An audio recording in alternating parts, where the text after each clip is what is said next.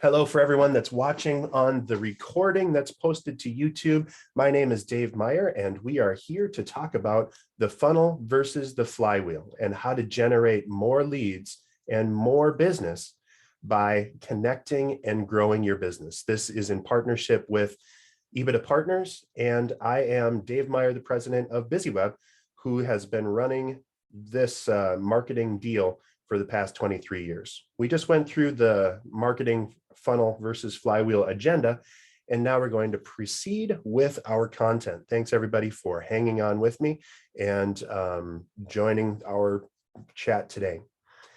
Now, there's been a little bit of a crisis in trust, kind of across the board for communications. And by that, I mean that people just don't believe what we're reading anymore on the web and certainly in interpersonal communications. Not a big surprise that politicians are getting pretty low on that list because people change as the wind changes. But the two that I'm seeing down here that I'm most concerned about is that marketers and salespeople are having a really tough time in the trust factor realm. So as you look at this, people just don't believe what's happening anymore as far as what they're hearing on advertisements, what they're hearing on the web, what they see when they're searching on Google, or when they're receiving an email from a company. Couple that with the fact that we're hearing about people and things more than ever on word of mouth, and it becomes incredibly clear that you need to have people that are having your back, that are connecting with you, and that are speaking for you in order to grow that trust. One of the things that I work at with BusyWeb is we work on clients that have high trust sales funnels. You need to really know and understand a B2B business before you're willing to make that purchase of several thousand or several hundreds of thousands of dollars. And so having a good referral, a good reference, a good connection, and being able to do the research and find all of the information that you need in order to set your mind at ease before you ever talk to someone at that business is incredibly important. So I want to go in then and talk about what I mean by a funnel. Funnels are, of course, the gold standard in driving traffic, certainly in marketing, but also in sales. We talk about filling our funnel all the time. Marketing's job is really filling that funnel for the people that are involved in the business. Usually the folks that are sales teams are connecting and picking up those sales leads that they receive, and they're trying to close them. We're looking at a lot of leads going into a fewer customers. And then our old goal was just to get as many leads as possible in, because we just knew that as long as we kept feeding the funnel, everything was going to be all right. But things have changed a little bit. You can't treat people like an expendable resource. You can't treat the world as someone that you just need to work the numbers on as much as possible. And if you think about it, and if you see what happens on LinkedIn, for example, people that treat their audience as a funnel are simply working the numbers. And those are the people that are spamming you every day inside of your LinkedIn feed. They're sending you a message and saying, hey, Dave, I know that we can help you and blah, blah, blah. They don't care if you pick up the line or not. Of course, they'd love it if you did, but they're just working the numbers and they're trying to get out to as many people as possible because they're trying to fill the funnel. That completely ignores the fact that you want to have people trust you, and you shouldn't probably start any conversation by trying to upset or tick off as many people as possible in the hopes of fooling someone to clicking on your ad. That leads us to the traditional inbound workflow. As you look at the content that you're driving through your business, and as you move from the sales process from strangers to visitors to leads to, of course, customers and promoters, there are a number of things that we traditionally do to engage and attract the right people. In attract phase, we're of course looking at the traditional marketing stuff. So this is having a blog, focusing on the right keywords to get us found, and looking at publishing on social networks. This is where all of the LinkedIn posts or Facebook, for the hipper, hotter of us, TikTok and all of those other places, that can absolutely help to attract more people. Once they go from strangers to visitors, you next need to convert them into leads. And so those conversion factors are simple calls to action, having people fill in forms, having dedicated landing pages so that if they respond to an ad, they're not going to a place that completely erases the value that you were advertising, and you need to fulfill the promise of whatever you were doing. So if you're a accountant and you're focusing on fill out this form to get a quick and easy overview of everything that you need to know in order to save money for taxes this year, if you have them go on their landing page to your homepage and you have to click around to find this form, you're losing the opportunity. And so you need to get right to dedicated landing pages that actively engage the people that you're looking for with the intent that you promised them in the first place. Your website is not Where's Waldo. And so having the right people and giving them what they're looking for at every step of the way is going to decrease what's called bounce rate, or the likelihood that people will visit your website and then leave again without doing anything else. And it's going to increase the likelihood that people are going to turn from leads into customers, which leads us to the next part. When you start getting those people, after they fill out that form, they're going to go into your CRM, your customer relationship management database. And this is the central location. It might be an Excel sheet that you're tracking all of your leads in. And please, let's talk if that's the case for you. It might be Post-it notes or just checking your email. But for most of us, we're using a dedicated tool that's designed to maintain and manage relationships. The tool that I like to use internally and for all of our customers is called HubSpot. It's a very simple, very easy CRM, and it starts out free and then goes up very slowly from there. So it's a great tool. You may have heard of Salesforce. There's a reason why they're a multi-billion dollar company. There's a lot of things that you can do with a Salesforce or a HubSpot CRM. There's dozens of other CRMs out there. My only request for you is that you please consider having some sort of a CRM in your business, because it makes it so much easier to track everything that you do. From there, you're going to re-engage them with emails and workflows to continually re-engage and reconnect with those people. And I'm going to talk a little bit more about workflows and re-engaging. A properly set up workflow is going to make it feel like a choose your own adventure almost, when you engage with the right people and when you connect with those people to give them more of what they're asking for. You're not trying to sell additional things. You're not trying to do other things or trick anyone into doing anything. You're literally saying, we solve these problems for our customers. Are you interested? When they respond to that interest, you're going to say, most of the folks that respond to this are also interested in this. Does this help? And then you keep giving them additional clicks and links and things until they know enough and they're comfortable enough that they contact you. And if you look at the traditional sales flow right now inside of most B2B businesses, on average, research is telling us that people are clicking 80 times before they ever contact a business about a specific product, service, or offer. That means that they're doing a lot of research before they ever fill out a form, or certainly before they ever call you.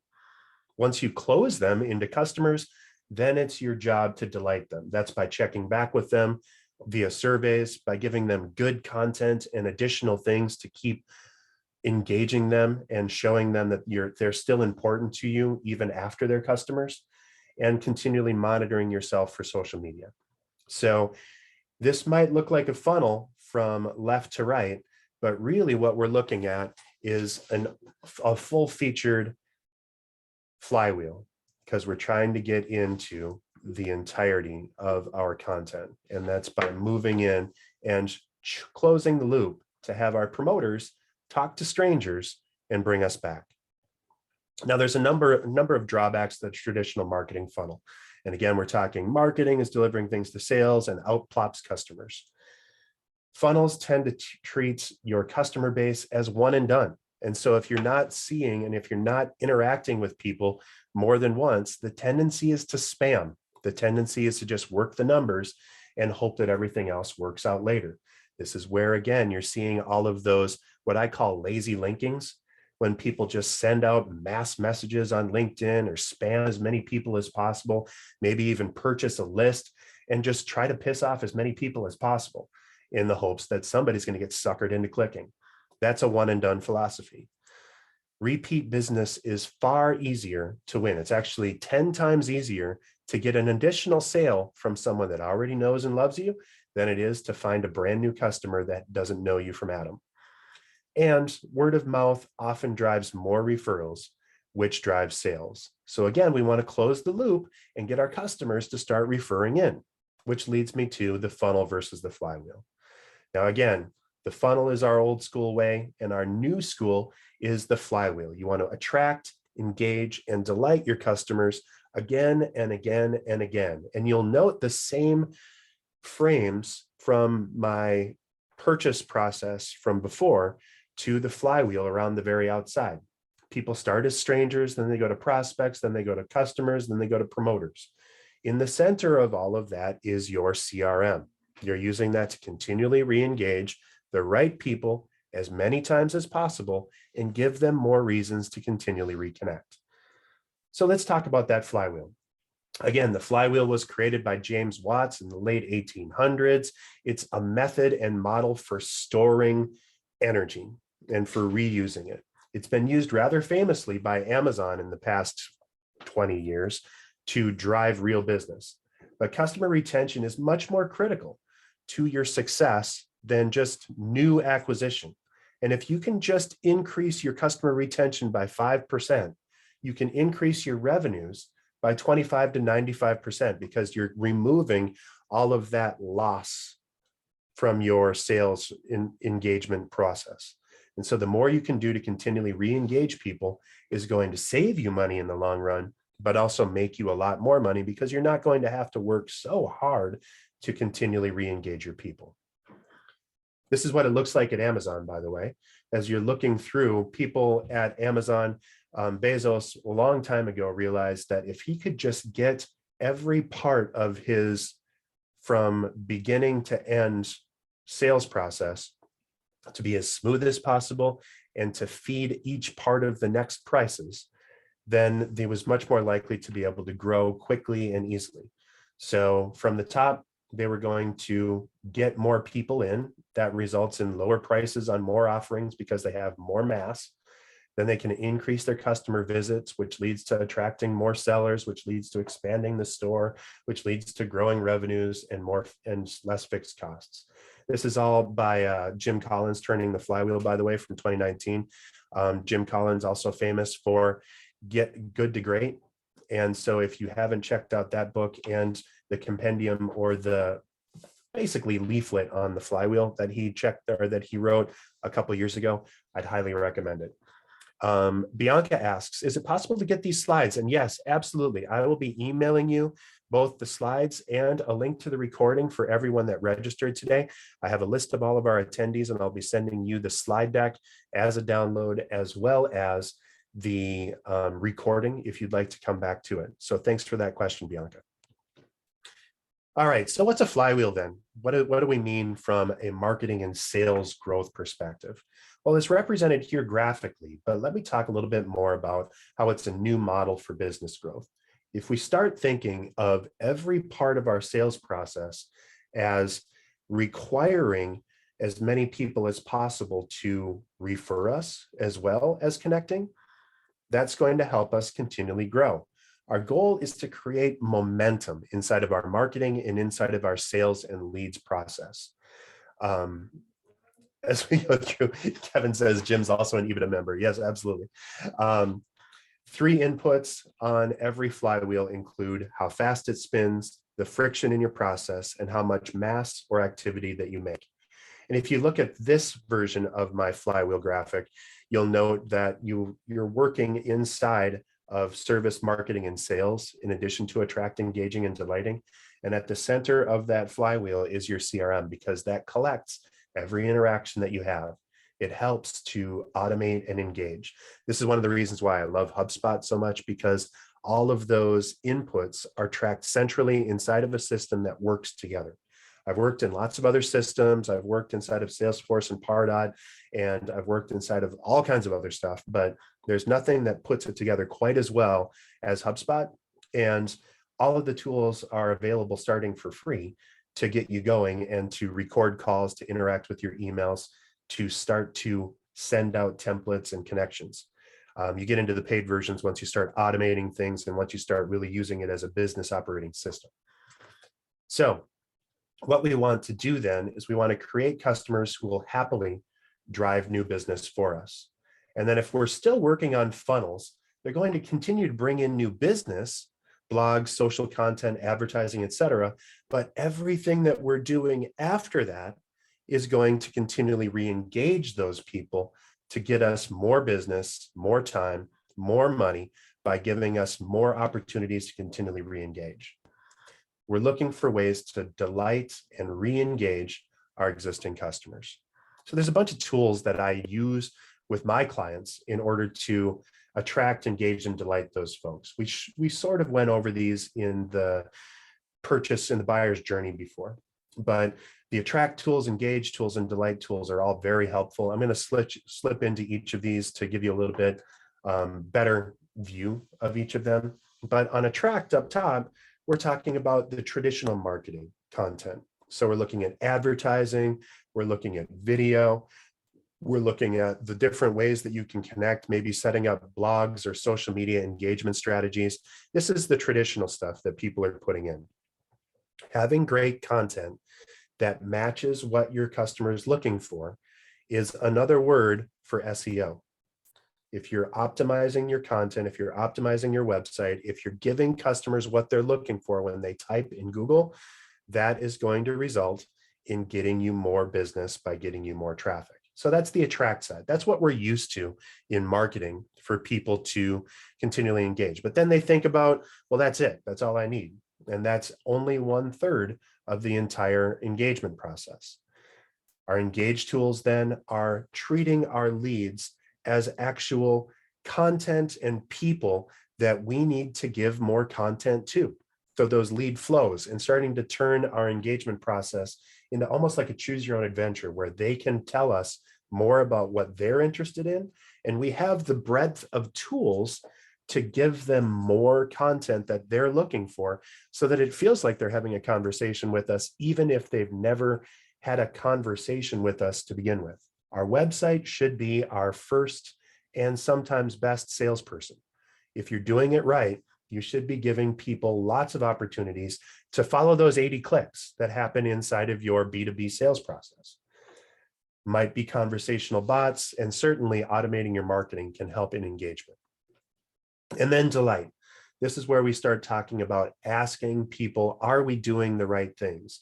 Is what you received from us helpful and useful? And by the way, since you're now a customer of ours, here are some other things that we want to thank you for, engage with you on, give you, whether it's buy one, get one, or give one, get one programs.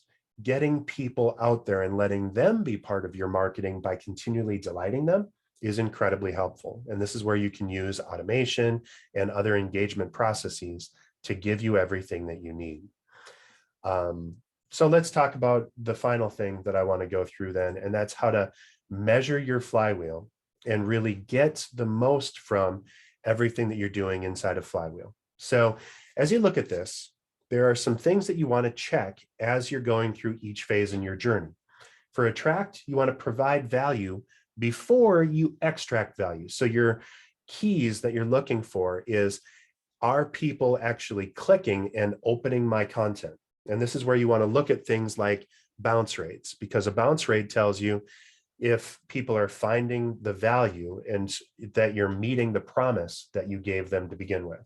So if I have a high bounce rate, if people click on a blog post or on a social media post from me to go to my website and they immediately leave again, there's something missing there. So you want to dig a little bit deeper. Your engage process, you want to make it as easy as possible for them to take the next step.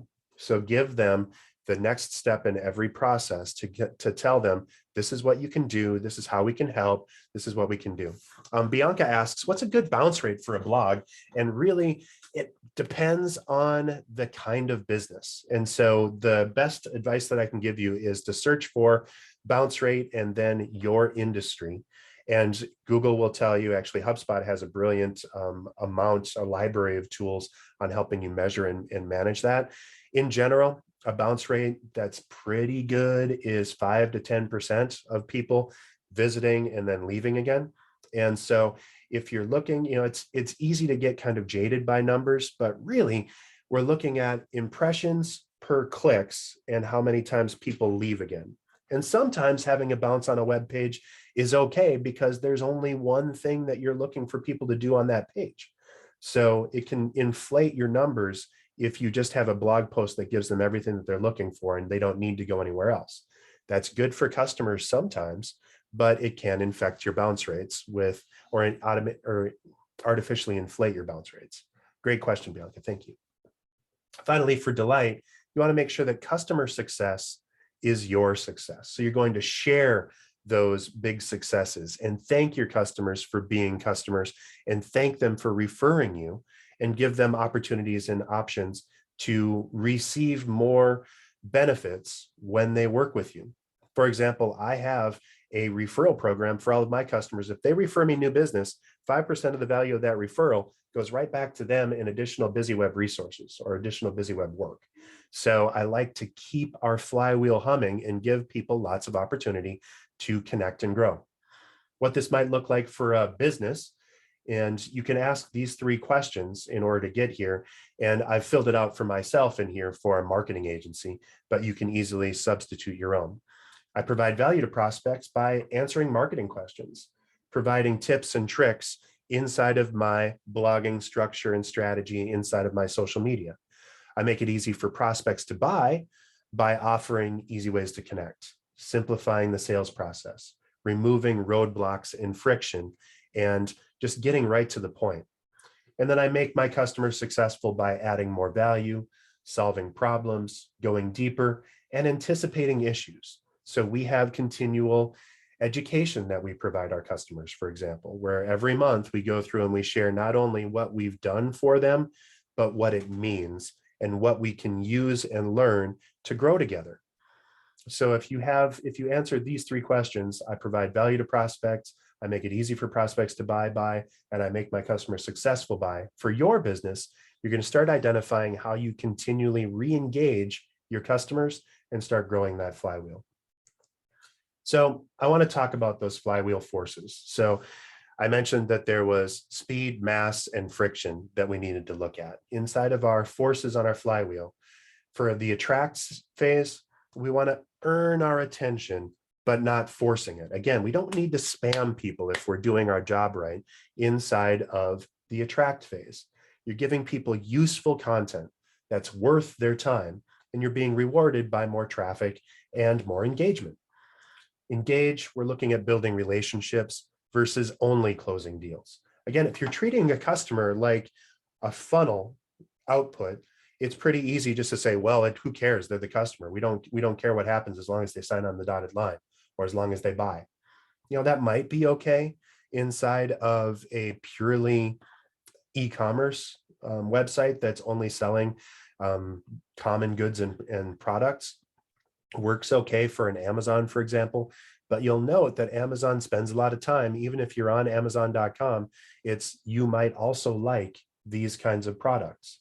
And they launched the Amazon card and started giving out rewards. The more you buy, the more you save, the more money you get to buy more. Giving people more reasons to come back is incredibly important. And then focusing on customer success versus simple sales. So the more you can do to help people, the better you're going to be. And then on delight, we want to remove friction in the customer experience. Where are people jumping out of my engagement process? Where am I upsetting people? Where's the bumps in the road? I'm seeing that I'm going through and I'm closing my deals, but it seems like every time my salesperson calls, the likelihood that they're going to not continue or not close that deal gets pretty high. So maybe that salesperson needs more coaching. Maybe they need to talk to Scott Plum and figure out what the next steps are in removing the objections to the sales. So you want to over deliver and make sure that you're solving problems. While I'm talking about that, I want to make sure that we're maximizing our delight as well in order to keep people coming back. Now, my daughter's now 15. This is when she was a little bit younger. She would absolutely kill me if she saw that I had this picture up for her, but this is a perfect picture of a kid being delighted. We had her out at a summer horse camp and she loved that horse. So how can you connect your customer with things that they love and make sure that you are telling them that you understand them and that you value them? What can you do to help them in their journey? And what other problems can you solve? This is why I love having partners like EBITDA partners, because I can refer people to complete other things in their business and connect them up. I'm going to have them talk to Steve Shad when they need hiring. I'm going to have them talk to Greg Pomerantz when they need strategic marketing and a CMO. I'm going to have them talk, of course, to Scott Plum when they need to really lock down deals. And when they need business referrals, I'm going to have them talk to Jeff Redman. So there's lots and lots of people that are just fantastic inside of my EBITDA Partners website and the people that are there. I'd encourage you to go to EBITDApartners.com to check out our entire group, because there's some fantastic people and you're going to meet all of us over the course of this next year, because all of us are presenting each month, one in turn, to get through our deals and to share what we can do and how we can help you. All right, as we look at our forces then, I like to compare forces to what I can do and then how I could maximize that delight. So for example, if I'm a marketing agency and I'm not answering customer questions quickly enough, to maximize my delight, I might add frequently asked questions or help streamline my engagements with the chatbot. This is where some of that AI stuff that you hear about can come in really handy. You literally just list all of your frequently asked questions into this chatbot tool, and then people can ask those questions. And if it matches, you can get those questions answered immediately on the spot, instead of having people need to browse through or search all over your website.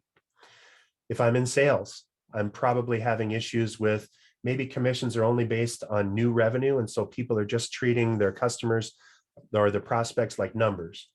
Well, maybe adding compensation for repeat sales will get people to treat them more like a renewable resource that people can come back to and that we can continually deepen and engage our relationships with. It's a whole lot funner doing business with people that you know and that you like than constantly dealing with strangers all the time. And if I'm in a service-based industry, maybe I have customers who are having problems with either renewing my service or connecting up. I have clients that are in the cleaning business, in commercial cleaning. And so I want to make sure that I'm streamlining the easiest ways for them to get additional help. If they need to land or provide a ticket, I want that streamlined process as quickly as possible to engage and to give people what they're looking for. So I think I want to talk through reducing friction here as we go through, and then I'm almost done with the top part of our talk today. And then we're going to get into some conversations about what flywheels mean. So if you have a couple of notes or some thoughts on what a flywheel might mean for you, I'd love to help you brainstorm through what your flywheel is and how you can continually engage and attract, engage, and delight your customers at every step. As we reduce our friction, you need to look at where are people going through the process and getting frustrated. So look at your points of friction. Are they going to your website and not very excited about what they see? Does your website not look good on mobile devices, which is where 60% of people are visiting the entire web right now, by the way? Are they not seeing the kinds of content that they're looking for? Or are they frustrated because they feel like they're being treated like a number and you're ignoring them after the sale? What can be automated to help? This is an example on screen of an easy HubSpot workflow where I use a trigger where people are not contacted and they connect with us. If they are a HubSpot company, then they go in and I create a task, and then I create a next action to follow up with my sales team. And then if they move from lead status, then I either create another task or create another task. So this is actually kind of bouncy backy, but if they aren't, or if they are a customer, then I'm going to rotate them between my content owners and get them to someone that can actually talk to them. And this is something that's very easy. And inside of this, especially if I have a CRM, I either know this person or they're in my system or I don't. And depending on what I know about them, I can connect them right with the same person that they've always engaged with. One of the interesting and fun parts about the engagement process, and certainly what I use inside of HubSpot, I know when people are visiting my website if I've had a contact with them in the past. And so I know that Mary has visited the website the 3 times in the past week, and she was actually looking at the About Us page. She was looking up information on me, or she was looking up information on someone else in our team. I can have that person reach out to her and then make that connection. That reduces the friction because I'm starting to anticipate what they're actually looking for and trying to add additional value at every step. So as you look at your friction points, here's a simple walkthrough that you can do to engage and connect. So if your source of friction is, for example, your support ticket response is slow, do you need to change that with automation, a new goal, or reorganization? In this case, I probably just need to automate some of that in order to re-engage. So I liked having a checklist and working through that. If I have missed customer touch points, maybe I'm not re-engaging or reconnecting.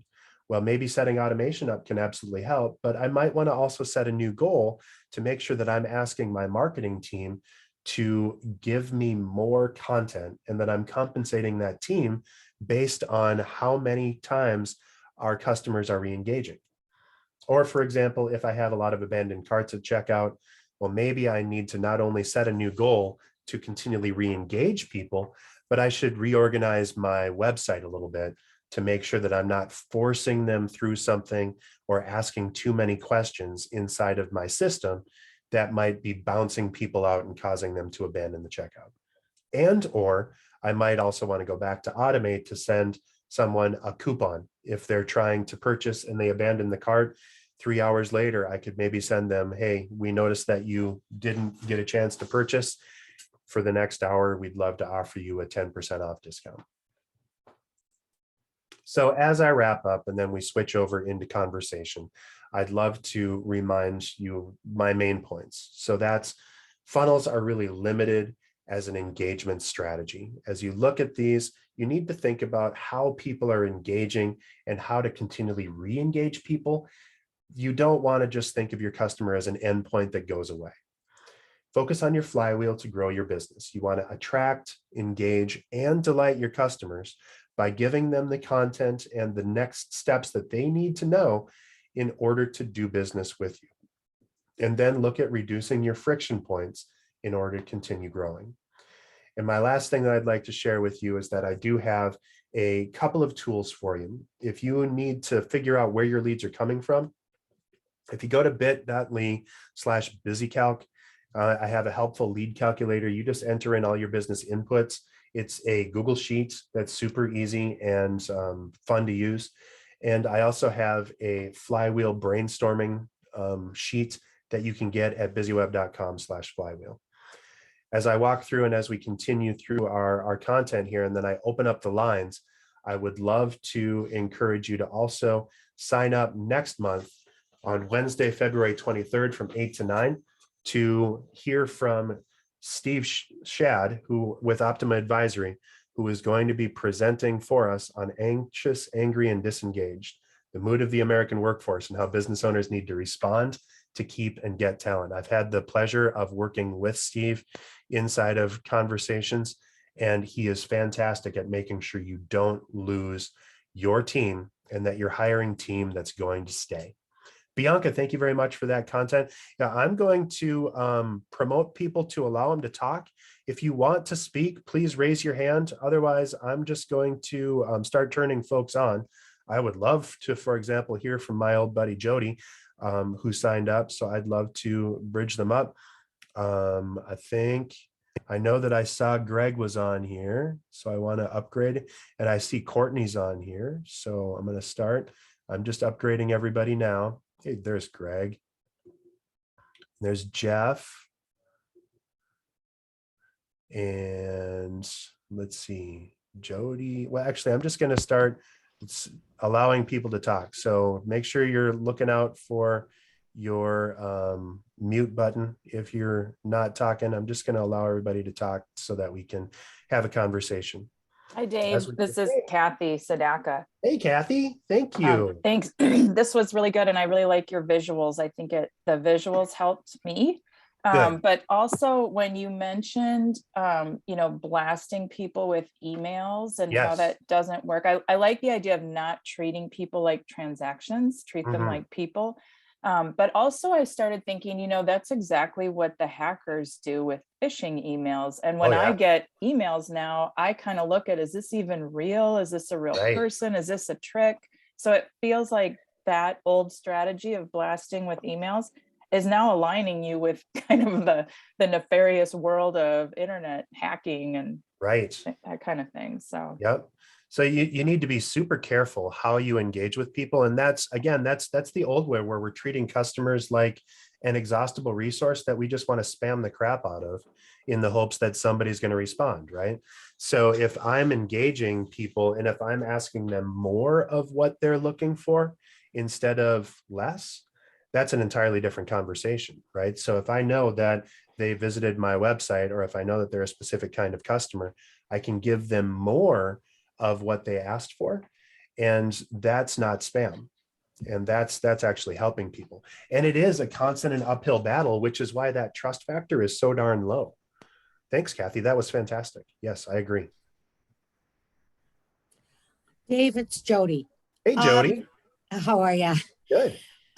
Hey, number one, are we going to get this afterwards? We are. Yes. Okay, because I came in a little late, but I want to learn more about the calculator that you showed at the end. Beautiful. Beautiful. Yes. Yeah, I And think that's cool. the link there again, it's bit.ly/busycalc. So you can pick that up there, or the Flywheel Brainstormer is available at busyweb.com/flywheel. But Okay. yes, I'm going to send out for everyone that attended today. You're going to get a replay link to YouTube, Good. and you're also going to get the deck. So I'm downloading that, and I'm going to make Super. Thank you. awesome. Yeah. Would love to hear from other folks. How are y'all doing? How's Monday? Or gosh, is it Wednesday? How did I think it was Monday? Hey Dave, Steve. It's Steve here. When I look at this kind of stuff, it can really get overwhelming to me because I'm really in such a basic state. What are some tips you have for people that might be like me, where it's like, okay, what's step one on this journey to be able to kind of get myself organized? Because when I look at the destination, it's really attractive, but I'm also like, I don't know where to start. So any tips for us on kind of first steps? Fantastic. And yes, the way to start is to really look at, I'm just backing up through into the flywheel. We want to first focus on all three of those spots. So there's not a ton that you actually need to do inside of the flywheel. In Attract, you simply want to just connect with your customers and speak to their needs, right? So if you're looking at your website, maybe looking at answering one more question for your customer to help them understand that you understand them. And then for Engage, I want to give them more ways to re-engage with me. So maybe give them one more way to connect with me, and asking them, maybe holding a customers only event where you ask them questions about, well, what matters most to you? And what questions did you have inside of our conversations or as you were working through our connections? And then, of course, on the delight side, making sure that you're thanking your customer is a fantastic way to start. We actually do this once a quarter. We call all of our customers and we just say thank you. And we try to level out. We have several hundred customers, so we just give everybody on the team like 10 or 15 folks and just say, just please give them a call and just thank them. We have conversations with folks all the time, but one day a quarter, it makes a lot of sense just to do that. And so pick something small that you can commit to that's not going to take that much time, and then just try it, is my answer. Great. Thanks, Dave. Really good information. Thanks. Dave, my name is Rick Swanson. Can you hear me? Hey, Rick, I can hear you fine. Thank you. I'm a company of one. I sell art, and I feel like I've done good work on the first part, the first third here. Mhm. I've grown my email list from about 5 people to over 7,000 now. Mhm. And of that 7,000, maybe 10% have engaged with me a second time through responding to other surveys and things Sure. like that. Mhm. My question is, do you see value as I continue, I use the term romance marketing, as I Uh-huh. continue to romance the people on my email list? Do you see value in differentiating the romance marketing for the people, that 10% who've engaged with me more than once already? Should I just always send all my romance marketing out to my entire list? Mm. Any thoughts about differentiated marketing? Yes. This is where having a CRM can really, really help, because it makes it easy to differentiate between the people that you've not really engaged with yet and the people that are customers. So having a romance message specifically for customers can go a ton farther than trying to treat everyone the same. And if you've got 7,000 folks that you're sending messages out to, you want to make sure that you're treating the relationship in equal proportion to the actual engagement that you've had with them, right? So you don't want to get too forward. It's the equivalent of, trying to go right to the wrong base, right, when you're on your first date. So you want to make sure that you're actually giving people equal conversation. And so for customers, it's probably a separate message that you're sending them that maybe has a little bit deeper conversation that answers more questions that are happening because you're just working with them. So there's just deeper things that you do with them. And so you can ask a lot better, a lot more probing questions, or you can deal with thornier issues and or deeper stuff if you know those people and if you can send out messaging separately. But yeah, I mean, it certainly doesn't hurt to get more personable and to get more helpful across the board. But and that is some romancing, but that's the difference between sweet talk and getting slapped, right? Yeah, understood. I do find I take it a little bit personally when someone who subscribed to my email list ultimately Yes. unsubscribes, but Yep. I've had to learn to think of it with a garden analogy. Mm-hmm. If my email list is the soil of my garden, a lot of seeds will fall into my garden, but Right. some of those seeds don't belong there. And if people self-sort and remove themselves from my garden, that's actually probably a good thing. It is, because then you're continually dealing with people that actually want to hear from you. Exactly. And you have a fairly significant number of folks in your list, right? With 7,000 folks, you've got a great group of people that are giving you information. If you see a higher or a lower open rate on an email that goes out to 7,000 people, look at what that content is. And if there was a higher open rate, then you just gave them something that they were really interested in. If there was a higher unsubscribe rate, maybe that means that you just helped them solidify whether or not they're a good prospect. And so you're dealing with the more likely to bear fruit plants, to maintain the analogy, right? Yeah, exactly. So I appreciate your words today, Dave. Thanks so much. Thanks, Rick. I appreciate it. I see Lois has her hand up. How are you, Lois? I am good and absolutely excellent after many, many years to listen to your fine presentation still, I would say. Superb.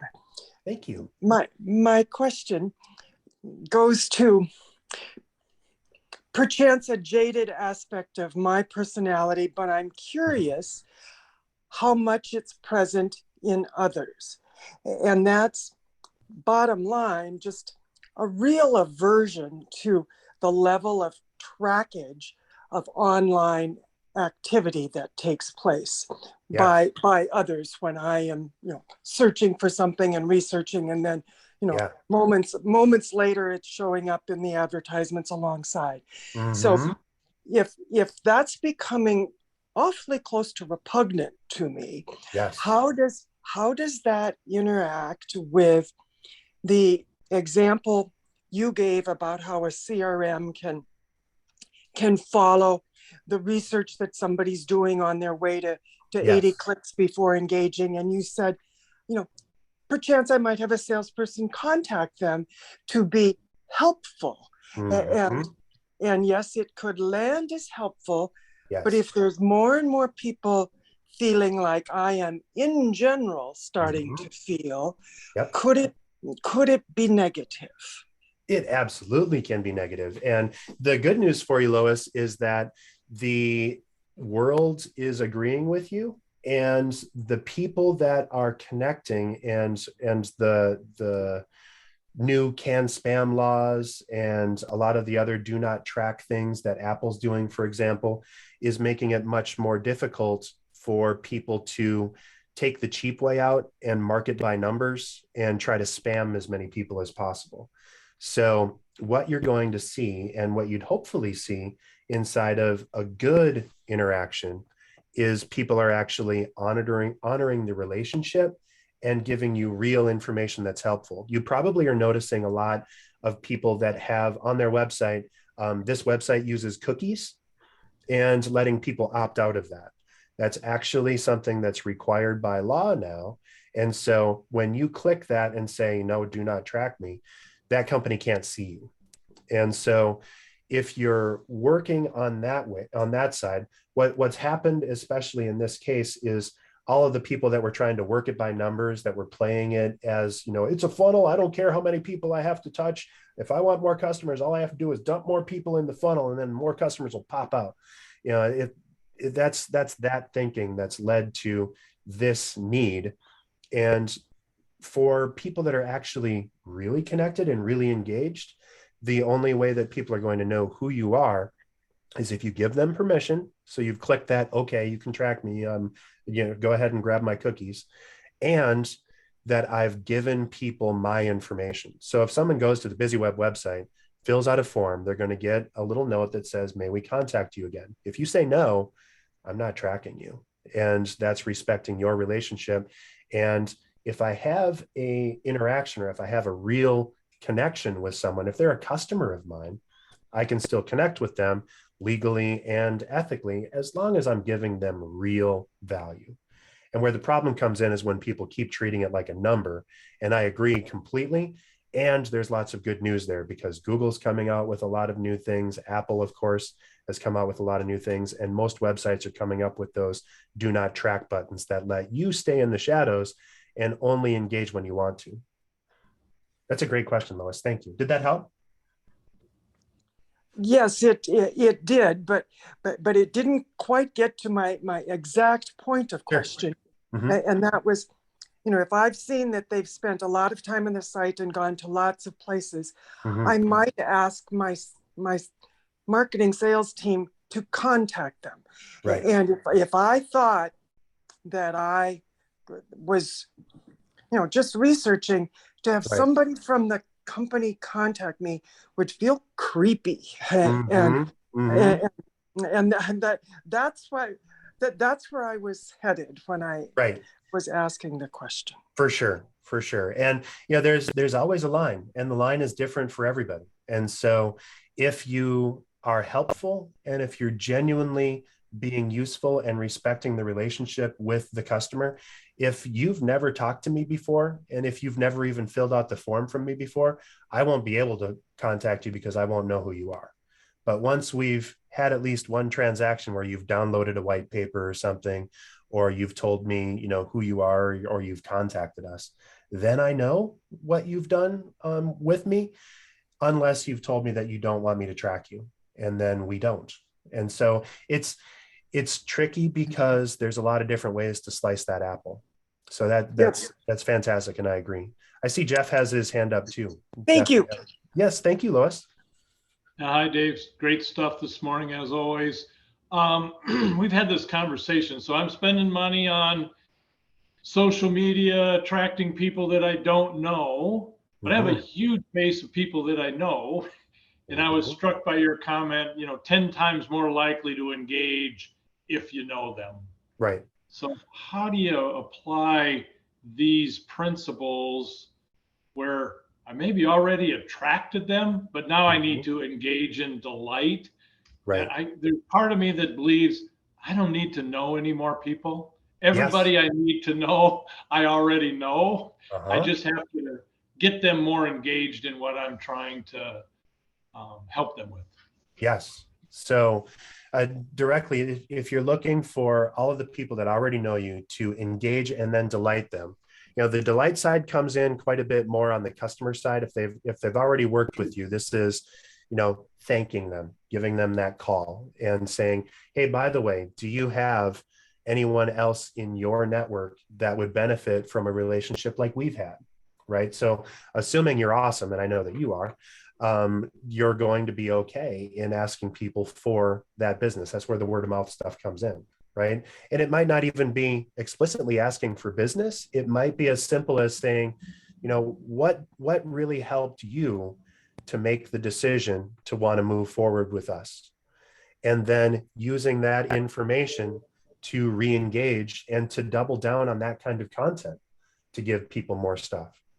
And then the engage side is pretty easy because all you're doing is you're being a little bit more pointed in saying, hey, you know us, you like us, here's some more things that you can do with us, right? So it's click this link, follow this thing, attend this event, give us a call, let us have a chat with you, whatever that is. And you have a number of different business engagements. And so, whatever that first connection or engagement is, whether it's in the CEO groups or whether it's in the coaching or even on the law side, what is that that's going to give you that next best engagement out of that person? So saying, you might not know that we also do these things, right? So looking at the other sides of your engagement process. And for example, Busy Web is a web design, or has been a web design company forever. Not a lot of people still know that I do CRM work and marketing automation. And so connecting with all of my customers and telling them, by the way, we also do these things is helpful, but only in so much as I'm helping people along that path. If I try to spam them with it and not honor the relationship, that's when it starts being off-putting, and I start seeing an uptick in the unsubscribes like we were seeing with Rick. Yeah, super helpful. I love this stuff. Great work. Fantastic. We're at 2 minutes to the top of the hour. I'm seeing people start to drop off. If you have additional questions, I can hang on for a few more minutes, but if not, thank you all very much for your time. I'm looking forward to seeing you again. Remember that we've got Steve coming up next time on February 23rd from 8 to 9 a.m. He's going to talk about anxious, angry, and disengaged. Steve, do you want to give a quick ad for your talk? Yeah, thanks, Dave.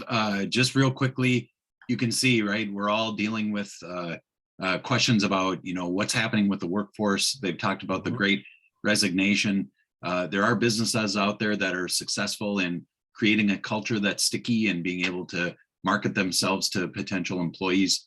And so we're going to talk about some best practices out there, as well as getting some of the latest insight from research on kind of what's going on with the American workforce and what to make of it.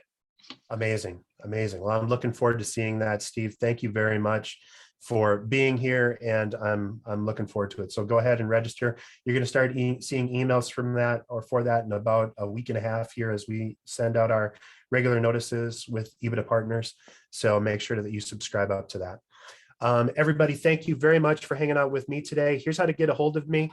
I am going to send everyone that attended and registered my YouTube, or the YouTube of this event, and also the deck from today. So if you have additional questions or want to catch up after that, please feel free, or don't forget to check out the resources that I sent you earlier, the busyweb.com/flywheel, and then the bit.ly/busycalc to help you identify your leads. Thanks everybody for the time, and have a fantastic Wednesday. We will see you all next time and talk again soon. Thanks everybody. Have a great one. Thanks, Dave. Thanks, Kathy.